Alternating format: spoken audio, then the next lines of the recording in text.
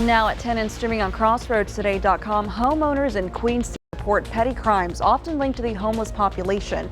What the city and local activists have to say. And the Supreme Court weighs in on presidential immunity, what this means for former President Donald Trump. Plus, a study finds most Americans have negative views of the Supreme Court. And tonight, Hurricane Beryl is back up to Category 5 condition, 160-mile-an-hour winds. Now that it's left the Windward Islands, headed toward Jamaica, and then the Yucatan, and then the Gulf of Mexico. We're going to be talking about it coming up in a moment. And the Houston Astros with an incredible turnaround, now breathing down the Mariners' necks, and we've got some NBA free agency coming up. You're watching 25 News Now at 10. Good evening and thank you for joining us. I'm Karina Garcia. Don Brubaker is in Ireland. Homeowners in Queen City have long dealt with crime often linked to the homeless population. The city of Victoria has a plan to address these issues, but community leaders and activists say the new plan might not hold all the answers. For years, homeowners in the Queen City area near Christ Kitchen have complained about trespassing and theft issues. Some of the people who frequent the area are homeless, and now the city of Victoria has a plan to address these issues near Queen City Park. This follows reports of dangerous or violent behavior. Kim Pickens, director of the community outreach at the Humility Project, who is actively working to ease the homeless population in Victoria, says the concern in Queen City has been an issue for years. And while she does not deny that crime does occur, Pickens says most of it is from people just passing by and not from those in the area. Everybody deserves to live somewhere that they feel safe, and that also goes for our friends that are outside who don't have a roof over their head. I haven't seen anything violent come through from the Queen City area, and some things that are maybe just like petty theft kind of things. Steps that the city has taken to address the situation include increased police monitoring, enforcement of state laws related to public camping, enforcement of city codes to address health and safety hazards, discussing no trespassing enforcement options, communicating with Christ Kitchen and Queen City residents to better understand their needs, and continuing to host community events in Queen City Park. The city is also exploring the possibility of establishing a neighborhood watch program in the area and instituting a curfew for the Queen City Park. But Pickens says this would not provide a solution, but rather criminalize the homeless. She also adds that the lack of affordable housing and the lack of shelters in Victoria all directly contribute to the homeless population. I don't think that the measures will be effective because, like I said, the thing is there are people who don't have anywhere else to go. Right now, the Salvation Army is the only emergency shelter we have, and it's specifically for men, and they have been full at capacity for a while now. In a previous interview, Pickens added that Victoria has a large population of people living below that poverty line. It's including the elderly, the disabled, and single parents. Texas authorities are keeping close watch on the Lake Livingston Dam north of Houston. Recent heavy rains and flooding have had an impact on the dam's drainage area. A potential failure watch has been issued by the Trinity River Authority. Officials say there isn't an immediate threat, but plan to evaluate the situation and take action if necessary. Until further notice, day-to-day operations of the dam will continue. The TRA says they should have an update later this week. And now let's take a look at your forecast with First Warn Storm Team Chief Meteorologist Mac Bettis. We're going to be talking about what to expect for 4th of July, because I know that's in your short-term plans. But in your long-term plans, you got to remember the name Beryl. Beryl is barreling down the Caribbean and now increased to a Category 5, and it is going to be continuing to roll toward the Yucatan Peninsula. Problem is, after the Yucatan is the Gulf of Mexico, and so it will be visiting something along the South Texas coast about Tuesday of next week. Now that's after the long weekend, but it's real close right after that. We're going to be talking more about that coming up in a moment. The Supreme Court rules an president has absolute immunity for core constitutional powers, not for unofficial acts. The case is tied to former President Trump's election interference case. This is one of the biggest cases of the year. In a 6-3 decision from the Supreme Court, the justice is issuing a hybrid ruling on the case of presidential immunity, while ruling the president has absolute immunity for core constitutional powers. With the opinion of the court, Chief Justice John Roberts writes, the president enjoys no immunity for his unofficial acts, and not everything the president does is official. The president is not above the law. In dissent, Justice Sonia Sotomayor writes, it makes a mockery of the principle foundation to our Constitution and system of government that no man is above the law. A very big win for former President Trump, recognizing for the first time this sort of immunity of ex-presidents from criminal prosecution. The decision stems from a January 6th election interference case where Trump faces 4 felony charges, including conspiracy to defraud the U.S. and obstruction of an official proceeding. It's tied to his alleged attempts to overturn the 2020 election. Trump has pleaded not guilty. The Supreme Court asked to determine if Trump is immune from criminal prosecution. During oral arguments in April, the Department of Justice argued granting absolute immunity would put a president above the law. In a series of hypotheticals, Trump's legal team argued presidents should have absolute immunity for official acts. If the president decides that his rival is a corrupt person and he orders the military or orders someone to assassinate him, is that within his official acts that for which he can get immunity? It would depend on the hypothetical, but we can see that could well be an official act. And the Supreme Court is ordering the lower courts to figure out exactly how to apply today's ruling to Trump's immunity case, delaying a case that's already been delayed until possibly after the election. Perry Russom, ABC News at the Supreme Court. And now it appears most Americans have negative views of the Supreme Court. In a poll released last week, only 16% of U.S. adults say they have a great deal of confidence in the High Court. 40% surveyed in the Associated Press National Research Center poll said they had hardly any confidence at all. On elections and voting, confidence dropped to 63%, which is similar to the number on abortion and gun policy. Meanwhile, 70% believe the justices are more likely to shape the law to fit their own ideologies. So here is your viewer poll tonight. You can scan that QR code right there on your screen to vote. The question is, what are your views regarding the Supreme Court? According to our results, 47% stand at positive, 53% voted negative, and 0% stand at neutral. We want to hear your opinion. Come to crossroadstoday.com/vote to take part. Now on Monday, the Supreme Court opened the door for North Dakota truck stop Corner Post to sue the Federal Reserve. The decision could make it easier for businesses to challenge federal regulations. Corner Post is fighting a 2011 Federal Reserve rule on debit card fees. The government argued Corner Stop couldn't sue because the 6-year statute of limitations was already up. But the truck stop did not incorporate until 2017 after the 6-year window paused. The Supreme Court's ruling here could open the door to other challenges to agency rules. On Monday, the Republican-led House Judiciary Committee sued Attorney General Merrick Garland for access to audio recordings of interviews with President Biden and his ghost writer. The interviews were part of former special counsel Robert Hur's investigation into Biden's mishandling of classified records. Biden says he inadvertently retained documents from his team as vice president during the Obama administration.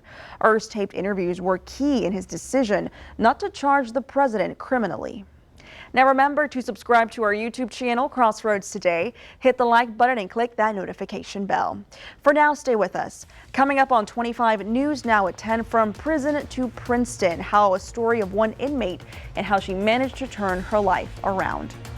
Also ahead, 1 in 4 adults report falling every year. The U.S. Preventative Services Task Force has some recommendations.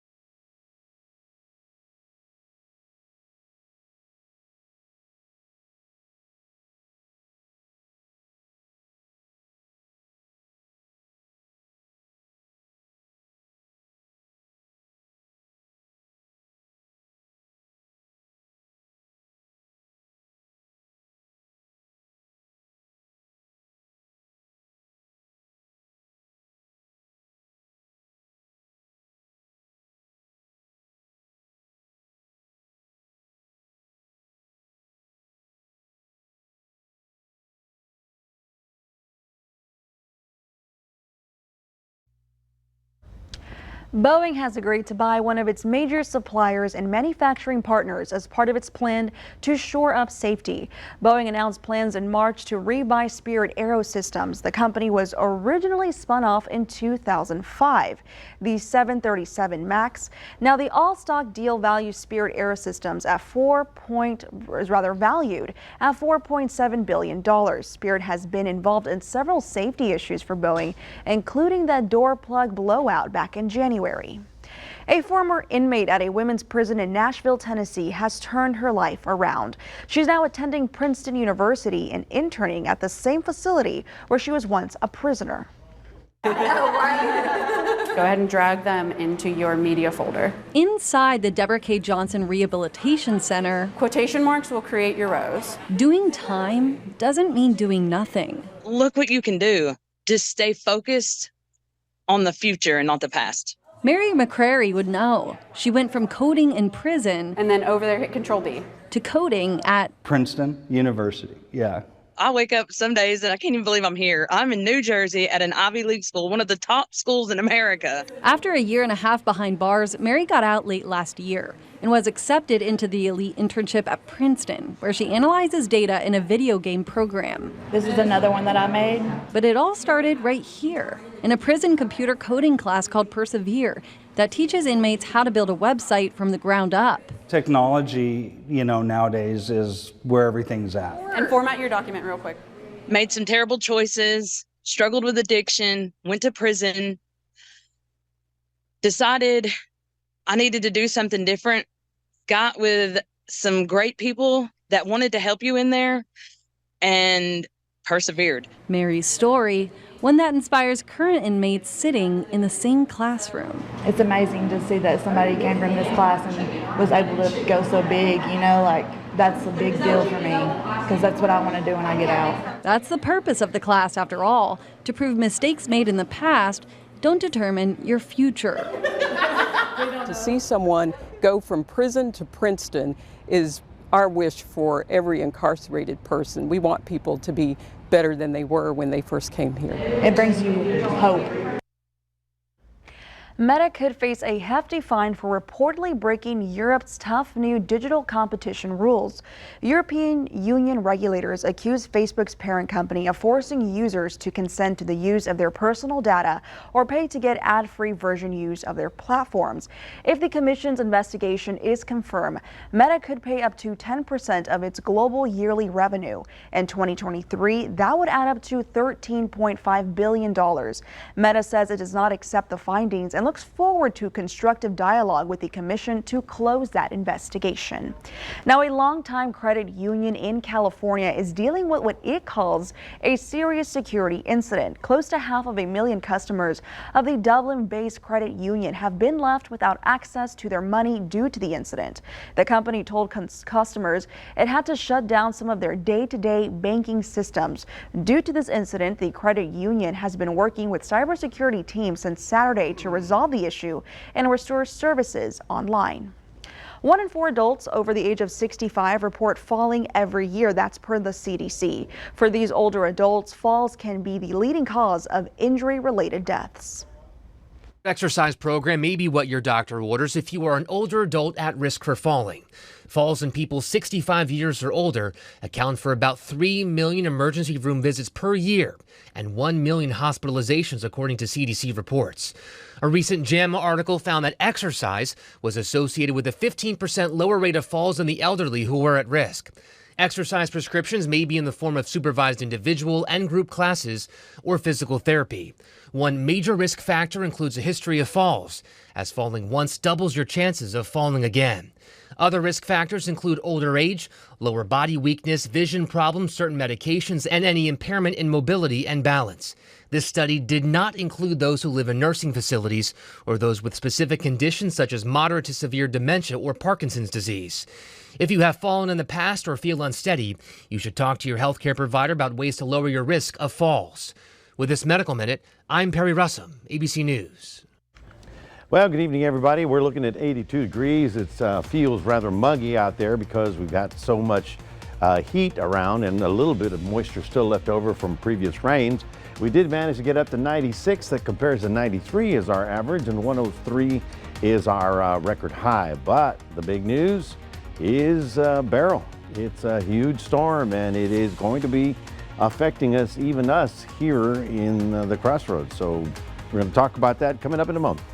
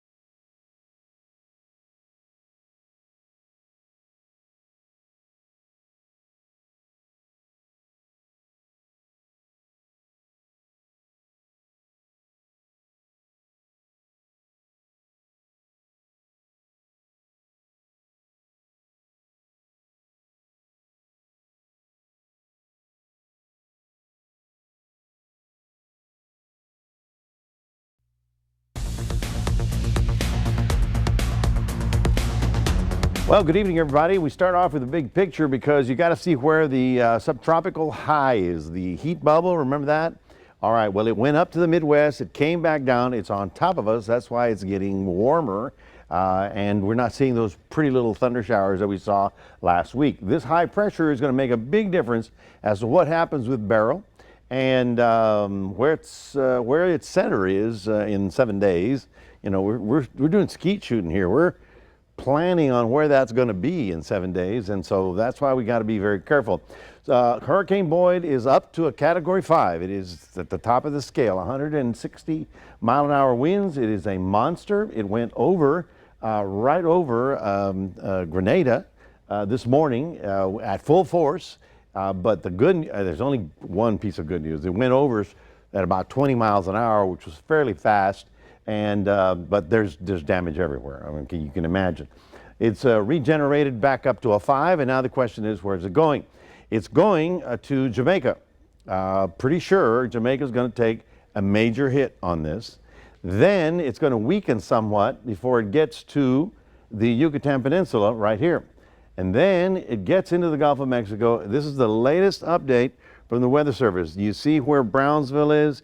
You see where the last forecast point is? Well, I mean, just follow logically the storm going in this way. So somewhere south of Brownsville on Tuesday or Monday night of next week, okay? Your vacation's going to be fine. This is not going to be a real problem until Sunday night, Monday, but it's something you got to watch as you're gone. Now, all the computer models right now are telling me that northern Mexico is going to get 15 inches of rain. Below Corpus Christi, probably 5 inches of rain, and in our area 2. That's 7 days out. It's a long way out, but it is an idea of what we expect to happen.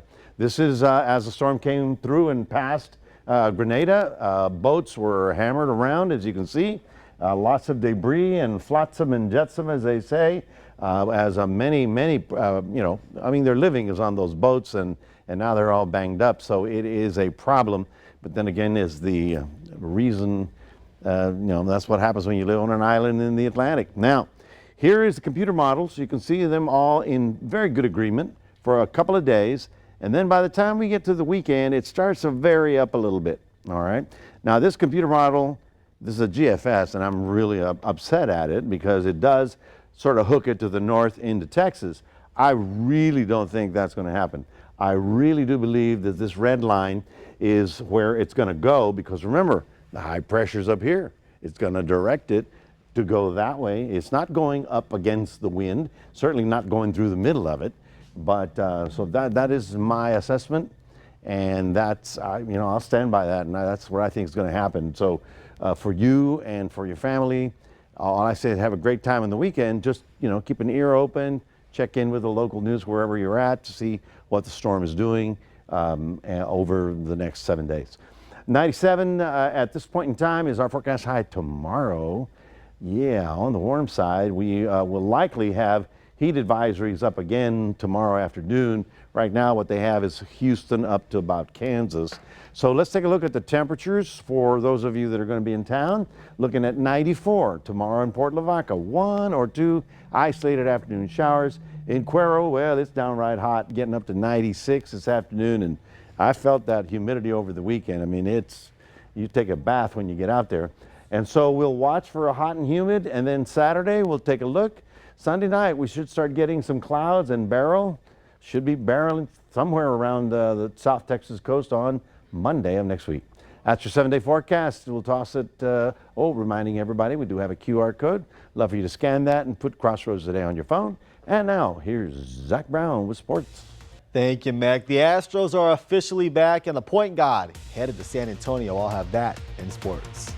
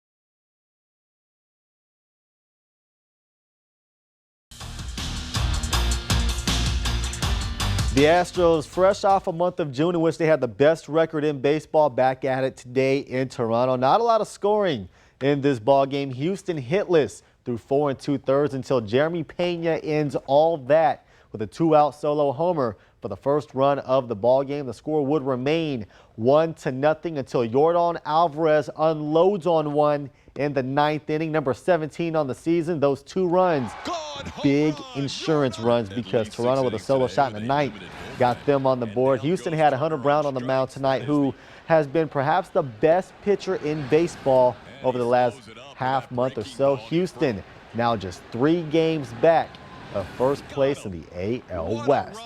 The Victoria Generals, the hottest team in the TCL, winners of 9 of their last 10 ball games coming into last night, but you can't win them all. They do lose to the Brazos Valley Bombers. Final score 6-2. They split the 2-game series. The guys are off for about a week before returning to action on the 6th in Lake Charles against the Gumbo Gators. This is the All-Star Week in the TCL.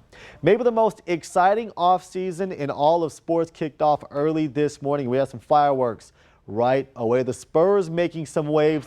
Chris Paul, the point guard, coming to San Antonio to pair him with Wemby. Chris Paul, about as good a basketball mind as there is, especially with the ball in his hands. Wembanyama should feast on passes from Chris Paul, especially around the rim. The deal is reportedly going to be for 1 year, worth about $11 million. From Golden State, the end of an era is officially here. The Splash Bros, no more. Klay Thompson is headed to Dallas on a 3-year, $50 million deal. Thompson, one of the top few shooters, one of the greatest shooters of all time. Some injuries over the last few years have really hurt Klay in his play, but at times showed he can still ball out and shoot. Should fit well with Luka and Kyrie, and brings even more championship pedigree to a team that was so close this past year. And another team with a huge addition, the Philadelphia 76ers, getting Paul George. 4 years, $212 million. The 34-year-old George is a 9-time All-Star since being drafted in the first round by Indiana back in 2010. This will be his 4th team as he still searches for that first ring.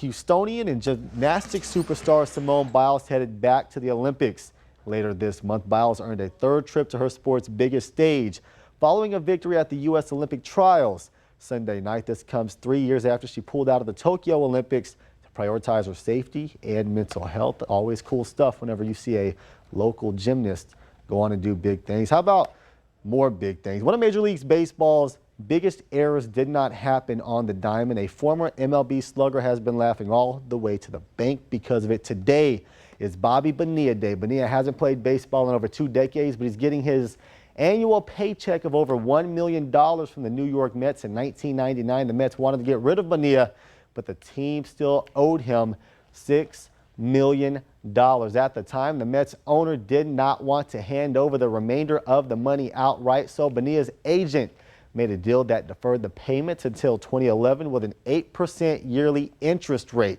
That ballooned the $6 million to a $30 million payout. Long story short, Bonilla has been collecting a $1.2 million check every July 1st since then and will continue to until 2035. That is it for your sports. Karina, back to you. Thanks, Zach, and stay with us. Coming up on 25 News Now at 10, we're going to take a last look at your weather. Plus, we get ready to celebrate National Firefighter Day.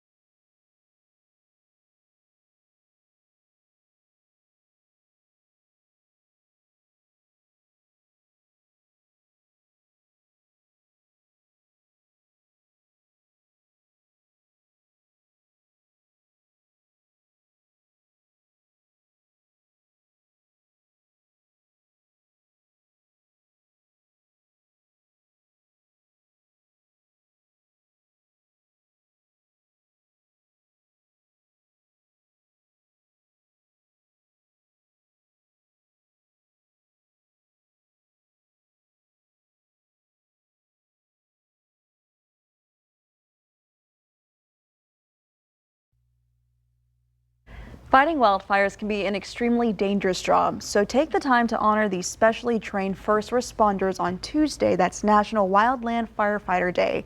Wildfires burn millions of acres across the U.S. each year. Over the last 3 decades, the number of homes destroyed by them has more than doubled. These blazes can be difficult to get to, and equipment has to be brought in. That's why wildland firefighters are often trained in activities like air support and smoke jumping. The Biden administration's proposed budget for the next fiscal year includes $75 million to increase the pay of federal wildland firefighters. Geez, we're just going to keep getting more fires though, Mac. Well, I hate to say this, but it's going to be a horrible western wildfire season. That's one problem. The other problem is now the tropics are awake. And so we're going to be getting storm after storm after storm for the next 4 months. I mean, all the way to October. So it's going to be hard, and it's going to be hard on people. We're going to get battle tired. You know what I'm saying? So that's the next 4 months. Yep. But what about our 7-day outlook? Well, 7-day outlook is just hot and steamy, and we're going to be good all the way through 4th of July. Now, Thursday's good, Friday's great, just hot and steamy. Saturday's good, and even Sunday, but we'll start seeing a few more little showers. It's Monday of next week when we start watching, well, I'll be watching all the way through to see where Beryl eventually winds up. Right now, to me, as of now, it's just south of Brownsville. Alrighty. Well, thank you, Mac. Monday, the Philadelphia Zoo is celebrating 150 years. They first opened their gates July 1st of 1874. It has welcomed guests for 1.5 centuries. People lined up to be the first to walk through the gates on the anniversary. The zoo's president says they are proud to continue providing families with an educational experience in animals and conservation. The zoo is open 7 days a week and will remain open on the 4th of July. So fun place to take out the family. July 1st. And give the tiger an ice cream cone. Yeah, I'm not feeding that thing. You do it, man. Who likes ice cream? Thank you for joining us for 25 News Now at 10. Don't forget, join Sunrise anchor Carolina Astudillo and meteorologist Parker Cox for 25 News Now Sunrise starting at 5 a.m. Have a good night.